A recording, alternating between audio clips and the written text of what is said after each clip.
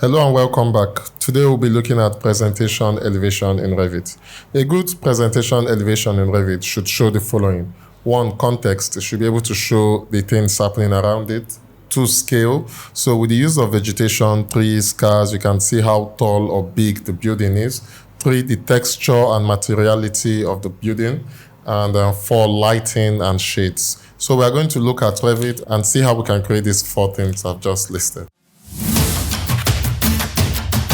We'll be creating our presentation elevation in 9 simple steps. The first step is to place our work on sheets. Under sheets, we right-click, click on new sheet, click on the sheet we want to use, click on the elevation under the project browser, drag it into the view and place it. What we want to do is to activate the view by double-clicking, turn on our crop and show crop region, click on this icon and use them to drag in to set our view just close to the main building.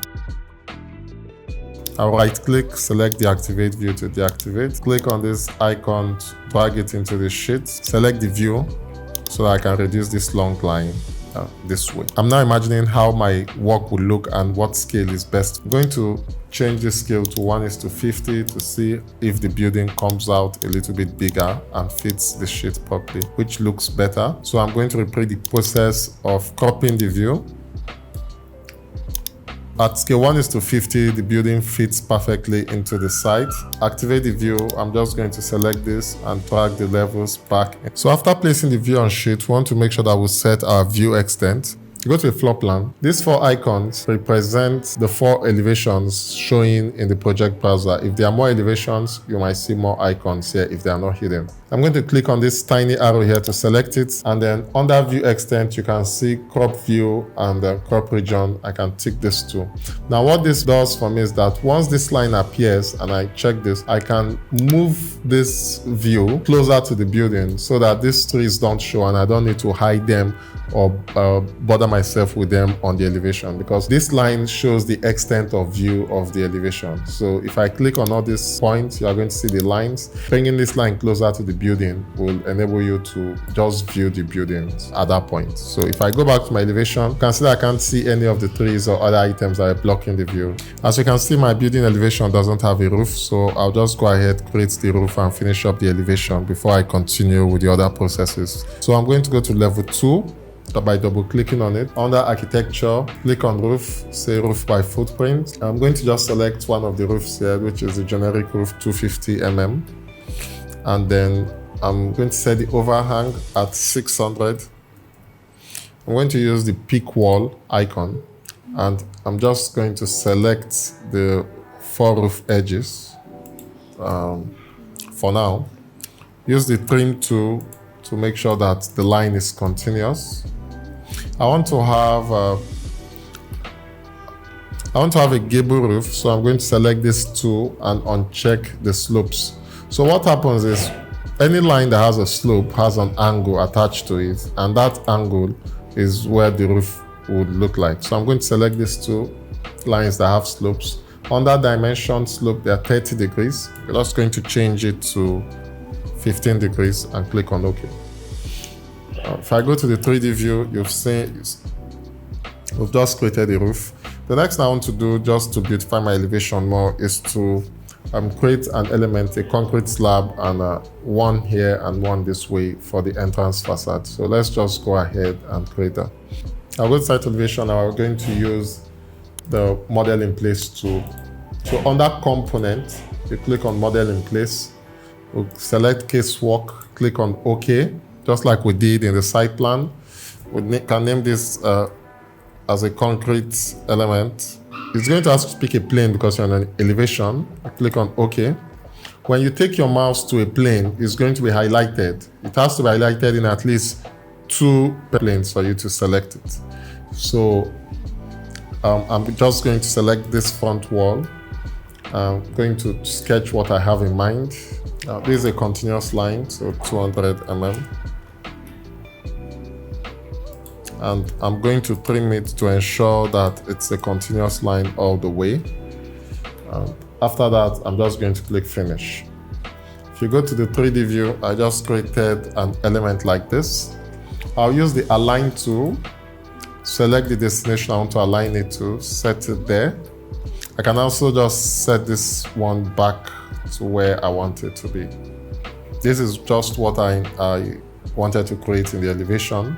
I'm just going to offset the roof a little bit and create a different type of wall to attach to the roof. So I'm going to go to south elevation, select the roof, and offset roof offset from base. That's the fourth item here. I'm going to put 450, and the roof is going to offset from base. So I'm going to go to level 2 and just draw a different kind of wall. So select level 2, right click, say go to floor plan. Under architecture, I'm going to select wall architectural, let's say 100 mm wall. That's okay by me. And here I'm just going to say unconnected. Use a rectangle tool to draw this wall. Because this wall is just on the inside, so I'm going to draw it between this point and this point. When I'm done drawing this wall, use the tab key to select the wall. Click on attach top or base, select the roof. I've quite worked on my elevation to some certain extent. Before we continue, just a quick appeal to hit the like button and also the subscribe button if you're yet to do so. We have a lot of wonderful content on the way, and I'm sure you wouldn't want to miss any one of it. So let's head back to the training. The next thing I want to do is to work a little bit on the graphics. One of the things that gets in the way of beautiful elevations in Revit could be the grids and the levels. Due to the fact that I'm using a scale 1:50, my grids and levels are sizable. If you have scales of about 100 and 200 and your level heads begin to cluster, you can select them, go to edit type, and turn the symbol off if that will be an issue for you. We can have tutorials on how to reduce the size of the level head. The same thing with the grid heads if they are forming clusters for you, but for me this is okay, so I'm going to leave it. I want to create a definitive base at the foot of my elevation, so I'm just going to use the floors because I know that the floors, my view cuts through the floors. So I'm going to select one floor, override graphics in view by category, and under the cut patterns, I'm going to just have it as a solid fill. So because of that, you can see that the solid base I've created for myself here. But the next thing I want to work on will be the line weight. In creating presentation elevation, it's always good to have the line weights in front look thicker and the ones at the back look smaller. There are two ways to do this.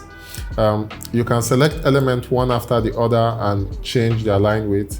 You can also use line work. So we are going to use both just to explain that.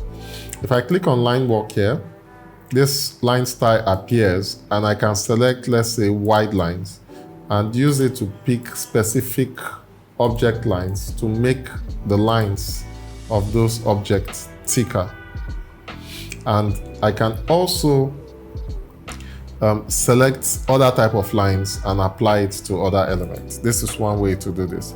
The other way to do this, you can select an element, override graphics in view by element, and then change the projection line's thickness. So in this case, I can make this, let's say 7, because this is the thickest element in front of me. You can also select individual elements and then adjust their thicknesses the way you deem fit. When you place a line work, it comes with a blue dot at the edges, showing that you can control them by dragging it down before going to place another line work, so avoid conflicts in case you have those kind of discrepancies. So this is what I've just done so you can do this with line works, you can do this with override graphics in view to create those kind of things. Line works are very good because they won't need you to, you don't need to touch all the elements in the project. You might just want to touch specific aspects to highlight them. And so line works become very good in those areas. If I use, let's say, still wide lines on these elements here, so they can easily help me to define elements I want to show more than the other elements. So line works are pretty important to get the thickness of your elevations out and get your building looking beautiful. So now there's something that's just happened here. I can use this line work and then go back to by category to uncheck what happened here, because I used the line work and it was in front of an element. So I can go back, use wide lines, place it again, and then move this up. I can also use line works, maybe medium lines for these slabs here. These are those concrete slabs that were created. Although they are closer to me, but I don't want them to be very pronounced. So I can use line works here. See, and I still have that same issue with the line works here. I can click on line works, go back to category, uncheck this, wide lines, click this, and I don't know how to select line works now, so this is the only way I know how to do it, by unchecking it and then replacing it back when I can. So line works helps a lot in creating depth and appreciation for the elevation. Next, we'll apply textures on the various components. You come to visual style, click on it and select consistent colors to see the textures that are existing currently. Under modify tab, you can use the paint tool to apply different materials to different elements. Select whichever material I feel like applying and then apply it to the face of those elements I want to apply it to. So this is a simple way of applying materials. You just click and place on the surface of the component that you want to apply the material to. Although I'm not paying attention to the materials I'm applying, but I'm just applying them for the purpose of the elevation. To apply materials properly for renders, we need to create the materials and apply them in such fashion. So, but for this elevation, this suffices. When applying materials using the paint tool, you won't be able to apply materials to casework except you double click on them to go to edit in place and then use the paint tool at that point to apply materials to them also. And it's going to be specific to each casework that you apply material to. So if you have a different casework, that means you have to finish applying material to one, then go to the next one, and then apply material to the next one. Also, if you have glass components, you can select them, override graphics in view, and make them slightly transparent so that it gives you a view of what happens inside the view of the building. The next thing we want to do is to work on our shadows and light. Activate the view. Under the toolbar at the bottom, turn on shadows. And just like we did while we're doing the site presentation plan, we can do the settings on the shadows. Click on this graphic display options, and then we can set the depth of our shadows under lighting, how dark the shadow should be, and how much impact it should have on the view, whether we should have some ambient light, and also under shadows, whether we should have some ambient shadows. So all these shadows can help increase the beauty of your elevation. So the use of ambient shadows, sun, and the way you tweak it will help improve your elevation greatly. Another thing we can look at when creating a presentation elevation is depth cueing. So depth cueing is that when you turn it on, things that are closer to you become darker and things that are farther away from you fades away. So just by using the default setting, if you click on apply, you can see what happens. So everything within context in the elevation seems to be far from the elevation, and everything closer to us, like the building, is just what's active. So it improves the beauty. Using smooth with anti-aliasing will also make your elevation smoother and the lines much more cleaner. We'll go to background under graphic display option. There's an option to create an image, to use a custom image if you have one. There is an option to use a normal gradient in Revit. There is an option to use the normal sky in Revit. So if you click on this, you see a sky in Revit. This doesn't look really good. You can use the gradient, which looks a little bit calmer and better, or you can also use your own custom image if you have one. But for this tutorial, I'm just going to go with the gradient. The next thing I want to do is now to add the entourage, things like humans, vegetation, cars, that will help give size and scale to your view. I can use one of these vegetations, just create them and place them maybe around here and here. Let me see if they are going to show up in the elevation I'm just working on. Like you can see the vegetations, I placed them on the wrong level, so I'm just going to select them and bring them to level 0. So due to the fact that my depth queuing is on, the vegetation is faded, and that makes the elevation even much more realistic. So the final step before we export will be annotation. So you double click, we can use under annotate. We use the text to turn on your arrow. You can now annotate one or two things. You know, having annotations on your elevation can also help making it look good, and then turn off the edges so that they have soft edges.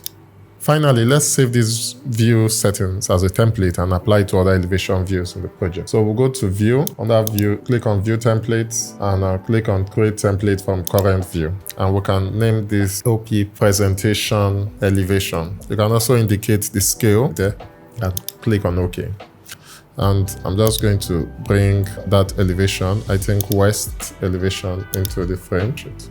Once this is done, you can just go to View Templates, click on Apply Template Properties to Current View, select Presentation Elevation, and click on OK.